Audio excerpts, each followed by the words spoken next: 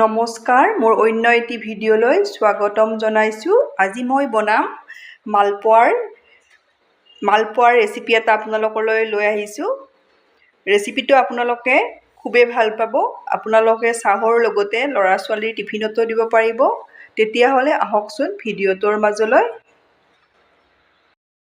মালপোৱা বনাবলৈ প্ৰথমতে মই গুড় লৈছোঁ। গুড় মই আধা বাটি লৈছোঁ। আপোনালোকে গুড়ৰ ঠাইত চেনিও ব্যৱহাৰ কৰিব পাৰে। আপোনালোকে চেনি দিলে পিঠা গুড়ি চেনি দিব। এতিয়া মই ইয়াতে দি দিম এবাটি গৰম গাখীৰ দি দিছোঁ। গুড়খিনি ভালদৰে গলি যাবলৈ গৰম গাখীৰ দিছোঁ। এতিয়া মই এইখিনি ঢাকনিৰে ঢাকি এইদৰে মই 10 মিনিট সময় থৈ দিম। মই ষ্টীলৰ গামলা এটা লৈছোঁ। ইয়াতে মই দি দিম বাতিটোৰে 2 বাটি ময়দা। আপোনালোকে ময়দাৰ ঠাইত আটাও ব্যৱহাৰ কৰিব পাৰে বা এবাটি আটা এবাটি ময়দা সেইদৰেও দিব পাৰে। মই 2 বাটি ময়দা দি দিলোঁ। ইয়াতে দি দিম মই 2 চামুচ নাৰিকলৰ গুড়ি।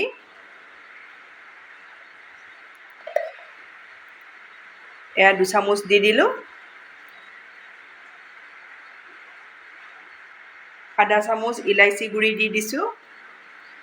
1 চামুচ চফ গুটি দি দিছোঁ। আপোনালোকে চফ গুটি আৰু ইলাইচি গুড়ি দি দিব, খুব ভাল লাগে। ইচ্ছা কৰিলে ইয়াত 2-3 চামুচ আপোনালোকে চুজিও ব্যৱহাৰ কৰিব পাৰে। এইখিনি মই এইদৰে ভালদৰে মিক্স কৰি ল'ম। এইখিনি মই ভালদৰে মিক্স কৰি ল'লোঁ। এইপিনে মোৰ গুড়খিনিও গাখীৰৰ লগত ভালদৰে মিহলি হৈ গ'ল। এইদৰে চালি ল'ব লাগে। গুড়ত নহ'লে কিবা কিবি থাকে যে সেইবোৰ দিলে বহুত বেয়া লাগে।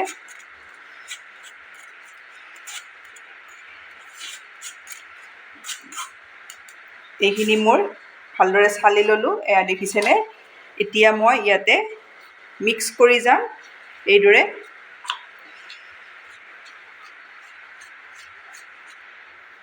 ইয়াতে আৰু গুড়ৰ চচপেনটোত মই আৰু অলপ গাখীৰ দি ইয়াতে দি দিলোঁ। এইখিনি মই এতিয়া আকৌ মিক্স কৰিম। একেবাৰে নিদিব, কম কমকৈ দি যাব। ভালদৰে মিক্স কৰিব লাগে।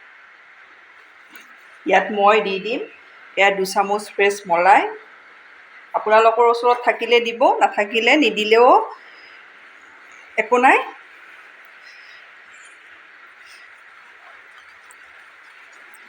এইখিনি ভালদৰে এইদৰে মিলাই ল'ব লাগিব।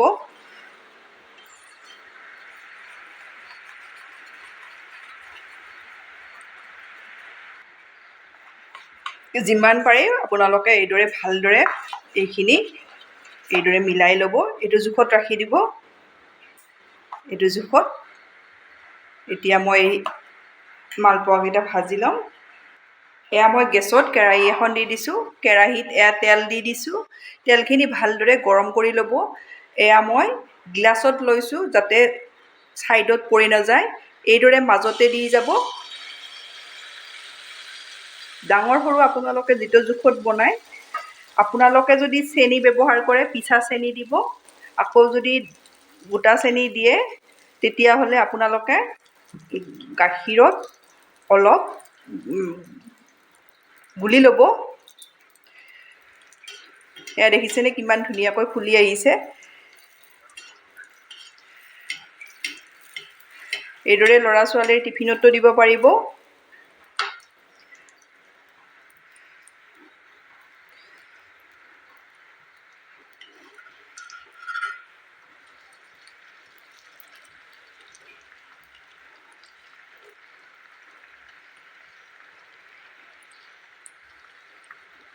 তেলখিনি ভালদৰে গৰম কৰি আপোনালোকে গেছৰ ফ্লেমটো মিডিয়ামত ৰখাব।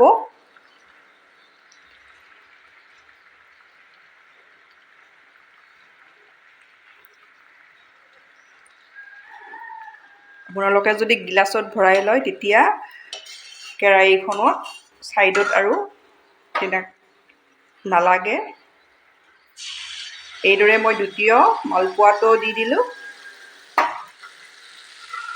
এয়া প্ৰথমটো হৈ গ'ল, এয়া দেখিছেনে?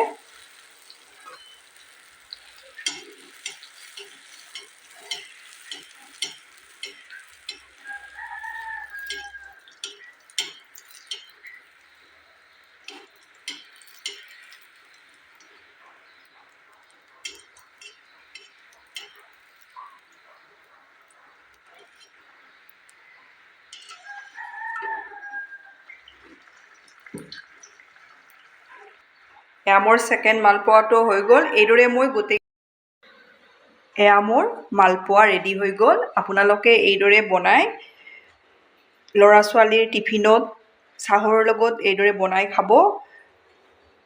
আপোনালোকে ইচ্ছা কৰিলে কনডেন্স মিল্কো দিব পাৰে।